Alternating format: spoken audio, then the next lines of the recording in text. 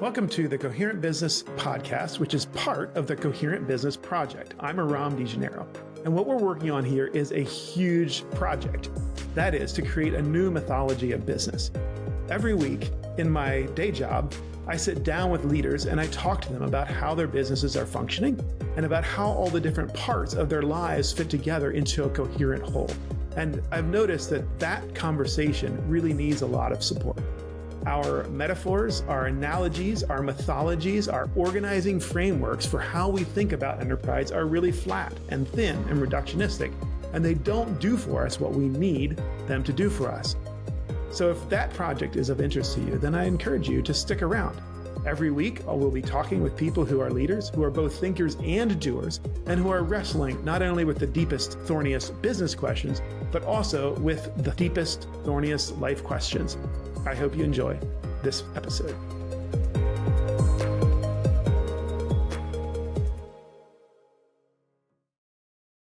Hello, everyone. Today's guest is Scot Mcroberts. Scot is the founder and CEO of Virginia CEOs, an organization that provides peer-to-peer support. It is a member-led organization and also a lot of really high-quality programming to help CEOs become better leaders, lead their organizations to higher performance, and also to be changed, be transformed so that they are also better people. And if you've met a number of the people who are part of this, I think you'd probably agree with me that they have a certain quality to them. They tend to be values-driven, values-led. So I wanted to sit down with Scot and understand a little bit about how he's built the organization, how he's made it to be this way, and what components of the organization are so impactful in making the organization what it is. Without further ado, please enjoy Scot Mcroberts. Welcome to the show. And I would love it if we can start by you just telling people a little bit about Virginia Council of CEOs, the history of the organization, and what you're trying to accomplish. Sure. So it's been really a privilege and a joy to help grow Virginia CEOs for the last 25 years. And we did just change our name recently from Virginia Council of CEOs to Virginia CEOs, just shortened it up a bit with a partial rebrand. Virginia CEOs started back in 2000. I was on staff at the Richmond Chamber of Commerce, and one of our members came into my office and was telling me about this CEO roundtable thing he was a part of. And he said, there's one problem with it, Scot. It's 2 hours away in Northern Virginia. And why don't we have this here in Central Virginia? And I don't know. He and Chuck and I looked into it, recruited some other people, got 3 CEO roundtables started in 2000 and have been growing it ever since. You know, our mission is to connect CEOs for learning and growth. And primarily we do that through peer groups. So a small group of CEOs, business owners who meet on a regular basis in a confidential setting and help each other grow. Yeah, I want to get back to the format of the roundtable and ask you questions about that. But I also want you to talk a little bit about the type of people that I find within Virginia CEOs. Like I told you before, it seems like almost without exception, everybody is sincere, genuine, values-driven, cares about having their business be not just profitable, but also coherent in some way. So how do you pull that off? I don't think it has anything to do with me. I think it's the very essence of what we do here, which is that we connect people in genuine ways. And in those CEO roundtable groups that they're a part of, there's a whole lot of structure that drives toward openness, vulnerability, trust. And to put it coarsely, I think assholes don't do well in that kind of environment. They bounce off. So if you're going to be a part of a small group in which people depend on each other and expect each other to show up as real and in person every single month, that's going to attract people who are, like you describe, I think values driven, people who care about other people, and it's going to reject folks who are not that way. Yeah. And is this roundtable, it's kind of like the core program. You have other programming as well. But is it something that you came up with? Is it common in other CEO groups? Have you made any tweaks to the model or any tweaks as you go along? It's a model that a number of other groups use. And we were fortunate to connect with a really gifted teacher, facilitator, trainer. His name is Mo Faffelbob. Mo helped found the Entrepreneurs Organization, EO, and then spun out to do this kind of work, working with groups like ours all over the world, really. It's not proprietary in any way. I would say our particular version of it relies heavily on the volunteers taking responsibility for the success of the group. There are many, many CEO peer groups out there, and most are facilitator led or coach led. We have some of those, but most of ours are led by the members of the group, and they elect a leader a year at a time, and everybody takes a role in making that group successful. So that's our particular twist. I'd be happy to tell you more about what that model looks like. Yeah, well, walk us through the model, the structure. How does the meeting go? Yeah. Well, I would say, first of all, it's framed with the idea of confidentiality and commitment, that it's a private meeting and nothing that's said there is going to leave there. And the commitment part's important, especially to us. If you can rely on the 8 or 9 other people showing up every single time, month after month, it's a much more valuable experience. You don't have to remember, okay, what's that guy's story from 3 months ago? And that kind of commitment is just, I think it's unusual in groups like this. It's just been a part of what we've done since we started. Confidentiality and commitment sort of undergird everything. A roundtable is 8 to 10 people, no competitors, customers, suppliers, investors, family, partners, spouses. So what we try to create is groups of people who have really no axe to grind with each other and no leverage over each other, so that they can enter into this safe place where everyone's there to help each other and not for any other reason. A roundtable meets every month for about 4 hours. Okay, so that's a pretty significant time commitment. It is, or it's a round of golf. You know, you can look at it either way. There you go. Yeah. It's a big commitment, and that's really the most significant objection I ever get when I'm talking to a CEO or business owner. You know, how am I going to put about 4 hours a month on my calendar that's already overfull? Like, well, what I hear from CEOs who participate is that it helps them create more balance in the rest of their life and solve some of those problems in the long run. The goal is for it to be transformational, and something that I tell people often, especially when their companies are growing, is that if your company is going to double in size, you have to become a completely different person to be successful. And becoming a completely different person is quite challenging. You can't just read a book. You can't just go to a seminar. You can't just work harder at your management meeting agendas. It needs to be transformational. That's a theme in our roundtables all the time, is actually becoming a CEO instead of being the guy who works in a business and is responsible for everything. Instead, be the CEO that hires great people, sets up great systems, builds a culture, and gets out of the way. Yeah, absolutely. So I was describing a roundtable meeting, 4 hour meeting, highly structured, agenda driven. Elements of the meeting are timed. So one of those volunteers in the meeting is actually running the clock on parts of the meeting. That prevents, the person who likes to talk a lot from dominating, allows everyone to participate equally. And in rough terms, there's 2 parts to the meeting. Usually at the beginning, everyone shows up on time and shares a 5-minute update. And that update, they prepared in advance using questionnaire form that we help provide. But it helps illuminate the most important things going on in their life as a CEO. And because that person, John or Jane CEO, is the member, the company is not the member. We're engaging that whole person. So it is most of the conversation in those updates is, I have this business challenge, I have this employee challenge, I have this expansion challenge, but it's also, I've got this trouble at home, or I've got this community role that is taking a big part of my time, or things like that. So it's a very personal engagement. So everyone takes their time to share those updates. Someone's jotting down notes in a parking lot of those issues. And then that feeds the second part of the meeting, where the group will decide on a couple of topics to dive deeper into. And so all the content really comes from the members and what their concerns and challenges and opportunities are. I'm often asked, what's the curriculum, and there's no curriculum. The curriculum is each other. So in the second part of the meeting, we'll do a couple of presentations, and that's just a member presenting in more depth on their issue or opportunity. Again, there's a lot of structure around that. And part of that is coaching. We'll pull aside for a very brief coaching session with that person. So from the updates, you've pulled out a whole bunch of issues. You've got them in the parking lot, and then coming back to the issue as a topic or as a problem that one member is having that we want to help with.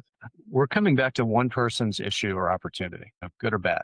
And so, let's make up, Susan Jones has an acquisition opportunity to double the size of her business. She's never done an acquisition before, and she's pretty far down the road. So she's got a lot of detail. One of the things we do in these groups is try to tie emotion to our issues and our reports. So maybe Susan's afraid, or maybe Susan is both excited and afraid, or maybe she's worried about, risking her house on this thing, and so on and so forth. So the presenter, again, has a little bit of coaching with another member so that they're sometimes what they name as the challenge or opportunity is a symptom of the real thing. And it's pretty easy to get to that. So that person presents more detail on the issue. There's a chance for some clarifying questions. And then what that presenter gets from the group is never advice. We actually don't allow advice in our groups. So It seems pretty radical. it's very uncomfortable and very difficult at first for these folks because they're used to firing off answers and solving people's problems all day long.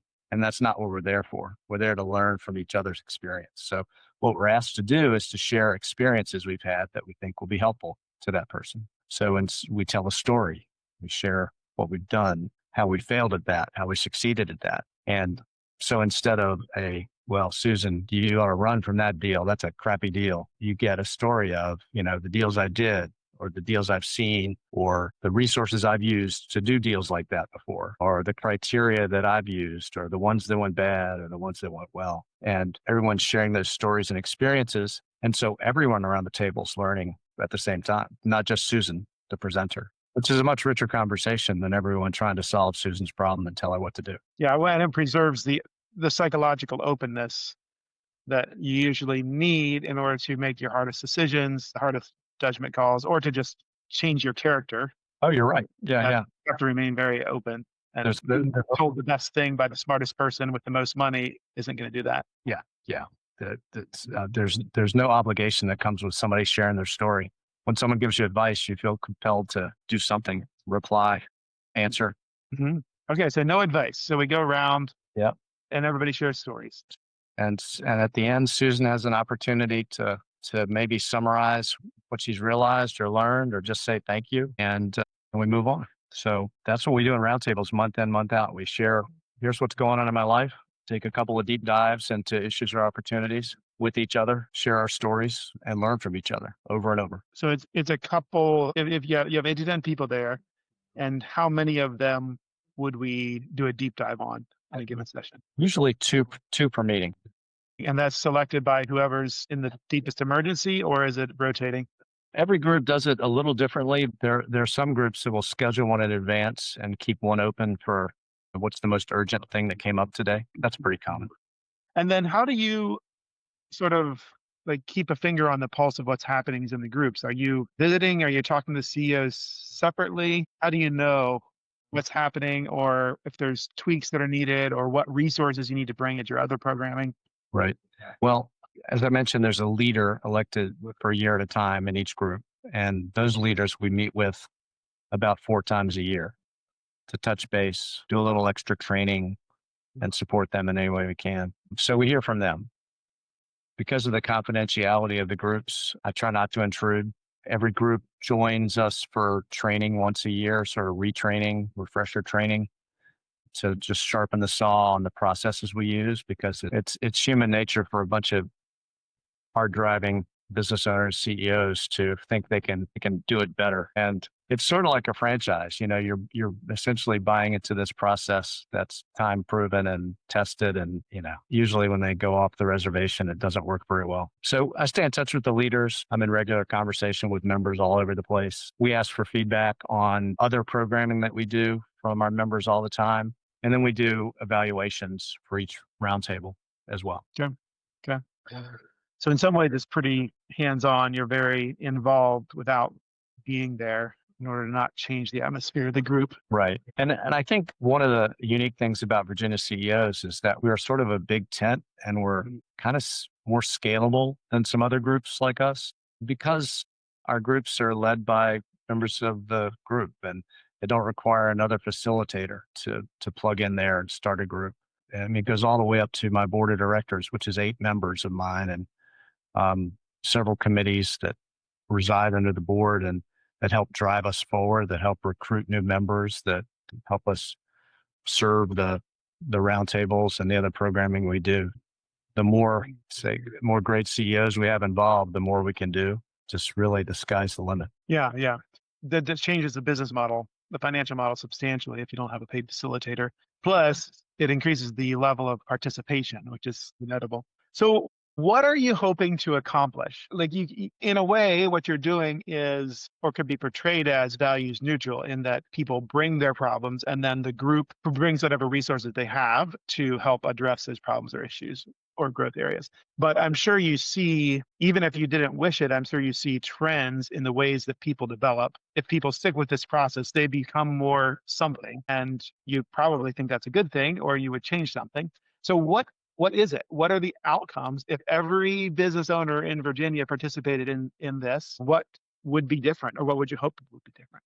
Well, macro, we would have more successful small, mid-sized companies who would hire more people and build our community stronger. One person at a time level, I think we'd have happier people. I see it all the time that CEOs who worked hard, stressed out, they find a peer group, they suddenly find some ways to rearrange their life, work and home and community in ways that are more manageable. They run a better business so they don't have to have their hand on the wheel 24/7 like they used to. That just helps people be happier and accomplish their goals. It would be lovely that we had every business owner, CEO in Virginia in a group like this. I've said before, I would love for all CEOs to be in a peer group, and I don't really care if it's our peer group. Get in a peer group. There's more CEOs out there that need one than we can all get to. So find one. And I refer folks to other peer groups sometimes because there's a better fit somewhere else. Yeah, yeah. There's plenty. Yeah. Yeah. Well, I agree. I love that vision. And I think it is true that if you spend time working on improving your skills, improving your relationships, improving your ability to listen and to share advice, like all of those things make you a better leader, and they make you in the best way possible, not in a way that divorces you from your most deeply held values, but in a way that brings you into better alignment with your deeply held values.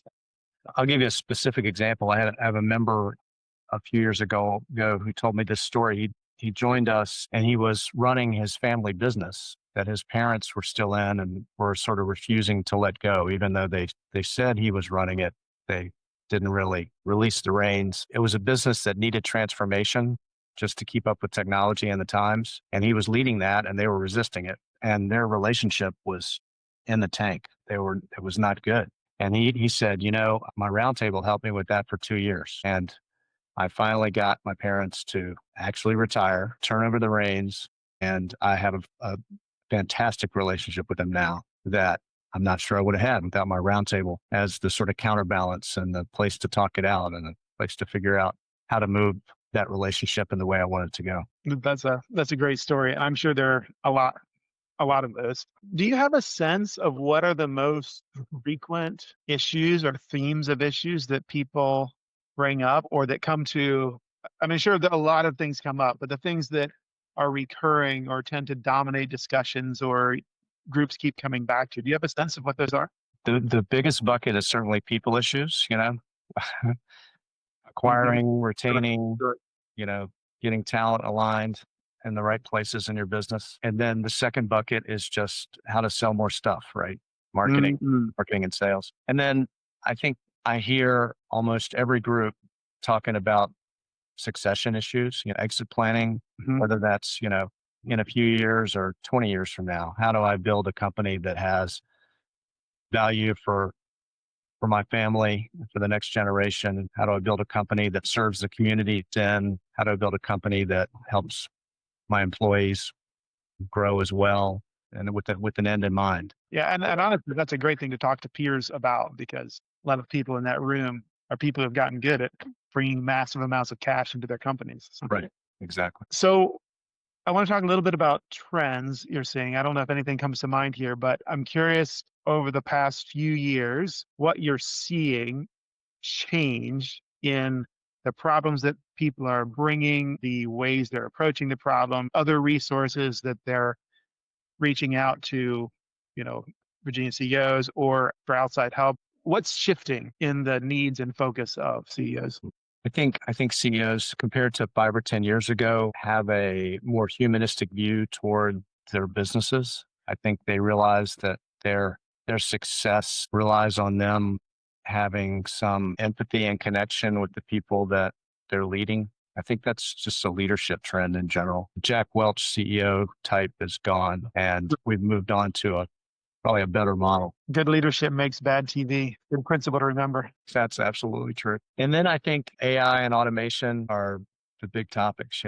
How do we leverage those tools and technologies to continue to grow, to serve new markets, to be better at what we do? Interestingly, I've had, AI has been a hot topic for a couple of years now, but the last time I was sitting with a group of folks talking about it was earlier this year. And they were all there because they were driving it forward in their companies and they were encouraging their people to use it. And a number of them were finding resistance from their employees. And either they were scared of it, they were scared it's going to take their job, they didn't want to learn something new that was hard, those kind of things. Okay. So that's continuing to surface. I mean, that doesn't surprise me. There's a sense in which artificial intelligence, or whatever we're going to call it, is apocalyptic or existential because it starts to replace some of the functions that we know, Right. and I think correctly know to be, or correctly believe to be, fundamental to humanity. And yet it's not humans. Whenever a shift like that's happened, it provokes a lot of anxiety, and I think it's on some levels appropriate. So yeah, any other trends you want to highlight? The coming to be comfortable with uncertainty. There's been no predictability in the markets and the politics and society, frankly, for a while now, rather than figure out, okay, well, how am I going to forecast and budget for, the next 12 months? People have adapted. We got a plan, and we think we know it's going to happen the next month, and we'll roll with that, and then we'll get to the next month. Interesting. What about you? How have you changed, or what have you changed your mind about as you've gone through this leadership journey? I've changed a lot. I did the Clifton Strengths Finders. Sure. About 25 years ago at church. And I did it again with my staff this year. And I went and found my 25 years ago top 5 strengths, and all but one are different. It's supposed to happen, Scott. Well, you know what they tell you about StrengthsFinder? Well, the interesting thing was the 4 that shifted into all people-focused relational strengths. I got to agree, that was not my strength 25 years ago. I think it's just the road I've been on that I've had to develop those strengths and abilities to grow with the organization and grow myself. And I'm happy about that. What are you hoping for the organization? We're going to end this year around 220 CEOs in Virginia. We've got groups meeting in 3 markets: Richmond, Charlottesville, and Roanoke. And I got about 7 more years at this, as long as the board's happy with me. Okay. I'd like to see us in twice as many markets with twice as many members by the time I retire. That's a significant challenge. What are you doing to get the word out? We've really leaned into a new strategic plan that we just finished. One of the pillars of that is member-led. So I mentioned member-led within the roundtable context, but in the rest of the council, we're leaning into giving members a sense of ownership of this thing and equipping them and encouraging them to help us grow. So whether that's connecting with a CEO, a member in Richmond who knows a business owner in Harrisonburg, connecting us for a conversation, or whether that's we have 4 members over in the Hampton Roads area right now who've come to Richmond to participate. At some point, we might have enough critical mass for them to recruit some more people and start groups down there. Yeah, we're changing the culture a little bit in that regard. Certainly back in the pandemic era, we were very staff-led. Our members didn't have time to do anything that I wanted them to do, and that was okay. So we're doing that. I think we just went through this rebrand to Virginia CEOs. We're getting our name out in different places, trying to ally with like organizations and people who align with us, sort of like you and I. So those things get the word out. Yeah. What is the biggest hurdle or the biggest challenge with opening up a new location? To recruit enough CEOs to start a group, which is about 8, need 8 to start a group, is just not easy. And it's especially not easy in a market where you don't have a lot of friends and allies. You don't have a lot of raving fans like we do in Richmond and Charlottesville and Roanoke. So we've done it a couple of ways. One is what I described, Hampton Roads. Now we've got 4 people coming toward Richmond. Eventually we're going to have enough energy and fans down there to recruit a crowd. The other way we've done it is where we did in Roanoke, and we found a semi-retired guy, really talented guy who believed in what we were doing to beat the street for us and do that recruiting. And he was local, he was trusted, and he loved the idea of what we're doing. So there's a couple ways to go at it. Are you tempted to have like a lighter lift offering? Because, membership fee it really is quite manageable, but the time commitment is a lot. Is there an on-ramp? Could there be an on-ramp, or this is sort of the irreducible minimum to be what you are? We've tossed that one around a good bit and haven't come to a good answer for that yet. Yeah. Yeah. You have one event a year, I think, that is open. So you invite kind of whoever wants to come. Yeah. And then we have other events at which, if we know of a CEO who's interested in checking us out, we're happy to have them come and join us as a guest as well. I see a bunch of books behind you. What are you reading that you would recommend? You don't have to share all the things you're reading. Yeah.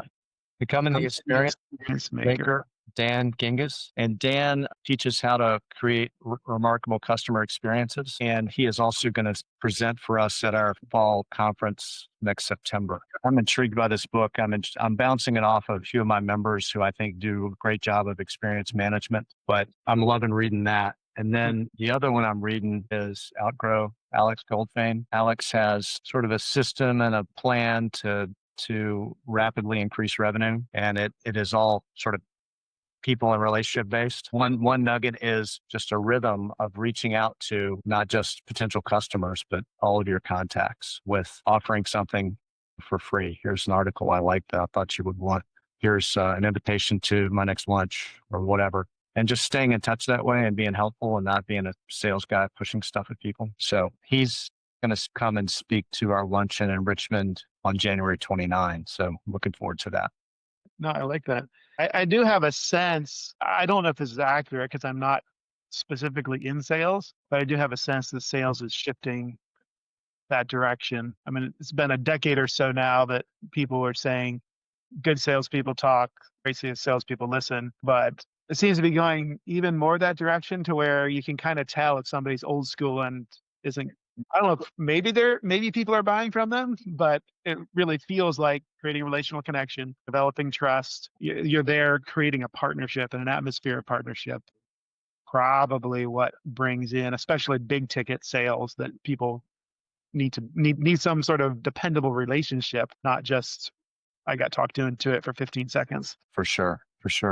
And I think the challenge for that is in a small business is you invest in hiring a salesperson.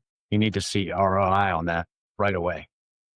And you don't have time to say, okay, build relationships for about 6 to 9 months. And then we'll see how the sales come after that. Right.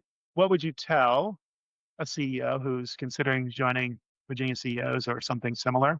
What would be your kind of parting pitch? Yeah, I think that if you want to grow, you need to invest in yourself. And 4 hours or a day a month is certainly not too much. And unless you carve out that time and make a commitment, it's not going to happen. In most small and mid-sized companies, there's no HR human development function saying, hey, you need to go do this class. You need to go to this conference. You need to do this activity. It's just never going to happen. So this is a way for business CEOs to carve out a commitment to being better. That's great. And how should people get in touch with you or with the organization if they want to learn more? Yeah, VACEOS.org.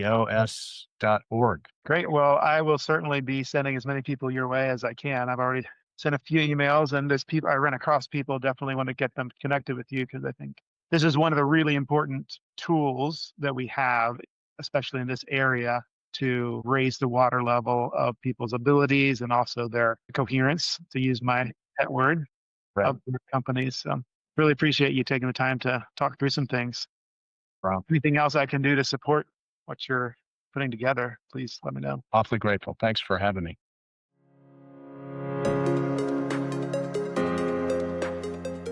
All right. Well, thanks for tuning in and thanks for listening to the Coherent Business Podcast.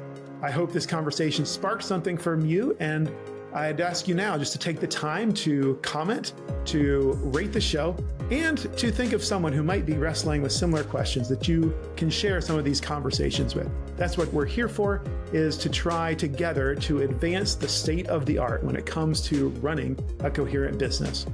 Until next time, keep thinking, keep listening, and keep weaving things together.